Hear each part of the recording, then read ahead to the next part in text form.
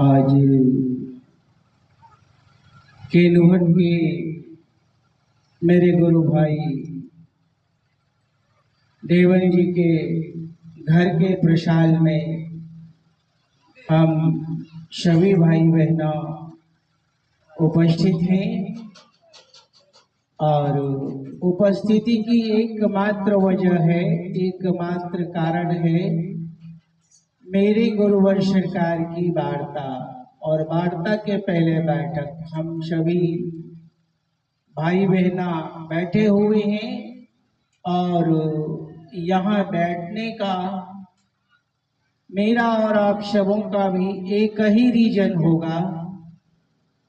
वो रीजन है शिष्य बनना और बनाना।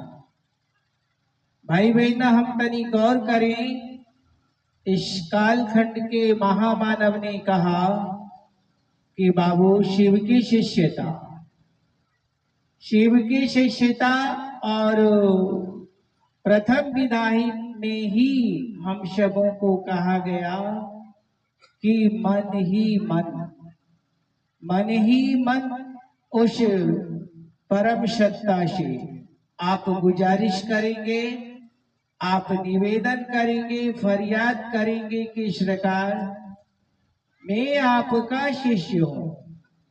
प्रथम विधा में ही हम सबों को मेरे साहब जी ने ये विचारणीय पहलू दिए हैं, ये सोचनीय पहलू हैं और गौर करनीय स्मरणीय भी हैं। मन ही मन उस सत्ता से, मन ही मन का तात्पर्य क्या होता है? मन ही मन जुड़ने की बातें जो कही गई, इसका मतलब क्या? इस मन के अंदर भी मन है। ये मन जो हमें मिली है, ये मन जो हमें दी गई है, ये मन जगत कार्य के लिए है ना? इस मन से जगत के कार्य को हम करते हैं। इसीलिए मेरे साहब जी ने हम सबों को समझाने की अथक प्रयास की है कि ये जागतीय मन, ये जगत वाली मन को गुरु क्या करते हैं? मेरे शिव गुरु क्या करते हैं? परिमार्जन। इस जगत के मन को वो परिमार्जित करते हैं और परिमार्जित करने की स्थितियां क्या है? कहा गया है सबसे पहले कि आप दया मांगिए, उससे मांगिए, और पुनः इसे रिपीट की गई कि दया मांगने याचना कीजिए, है नहीं? उनसे याचना करनी है हम सबों को दया की। और पुनः पलट गई स्थितियां, स्थितियां जब पलटी तो क्या हुई? दया मांगने की स्थितियां हैं। तो कौन सी स्थितियां हैं दया मांगने की? दया मांगने की स्थितियां हैं, स्थिति है, यानी यदि दया मांगने की स्थिति है तो क्या करेंगे? कैसे दया मांगेंगे? यानी मन के ऊपर ही जोर लगाने की बातें हैं। मन को अपने गुरुवर सरकार के पावन श्री चरण कमलों में लगाने की स्थितियां हैं, क्योंकि शिष्य के लिए सब कुछ गुरुवर सरकार के चरण ही होते हैं, है नहीं?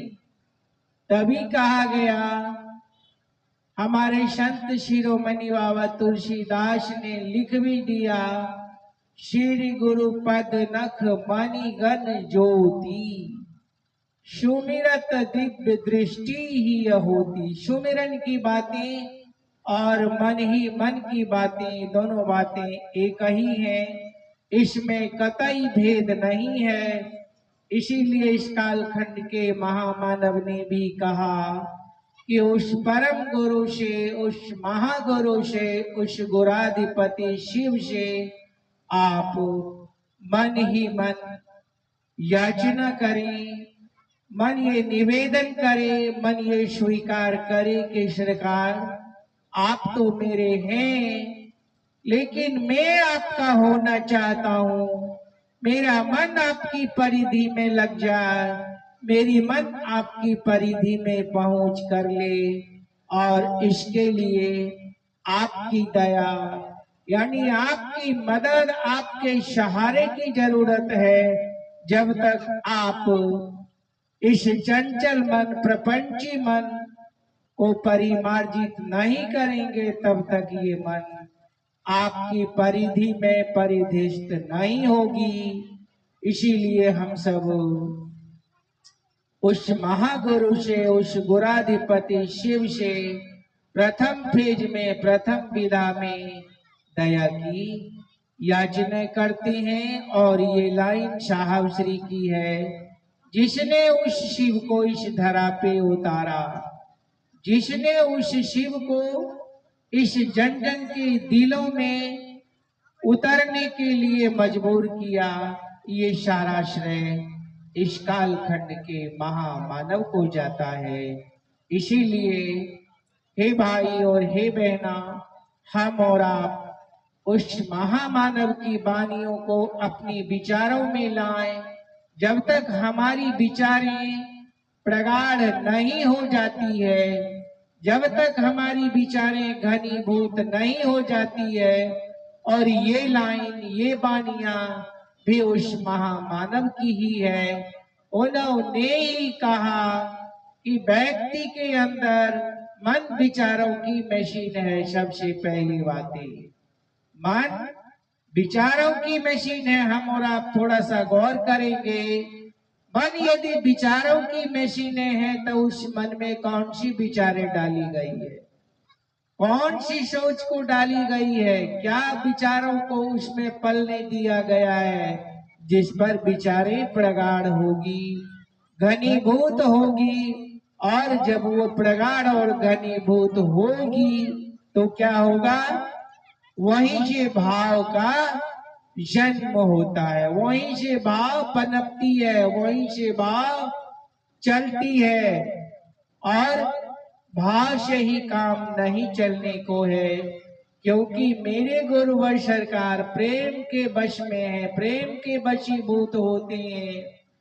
भाव से उनकी परिधिष्ट भले हो सकते हैं, लेकिन सानिध्यता के लिए उनसे प्रेम करनी ही करनी होगी।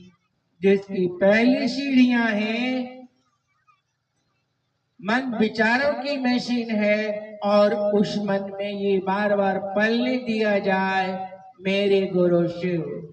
जब वो पलने लगेगी तब ही वो चलेगी भी, जब पलेगी ही नहीं तो चलेगी भी नहीं।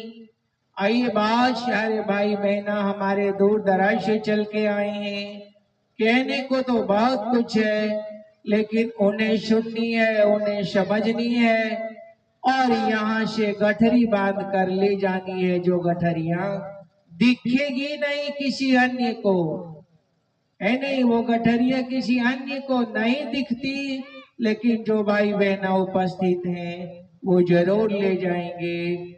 और मुख्य मकसद है यहाँ आने का, हम सब जो आए हैं, अगर उस परम सत्ता से जुड़े हैं तो जुड़ने के बाद आपकी अनुभूतियां आप अपने भाई बहनों के बीच रखेंगे, और भाई बहना उसे प्रसाद स्वरूप यहाँ से लेकर जाएंगे। पुनः आप सबों के चरणों में प्रणाम।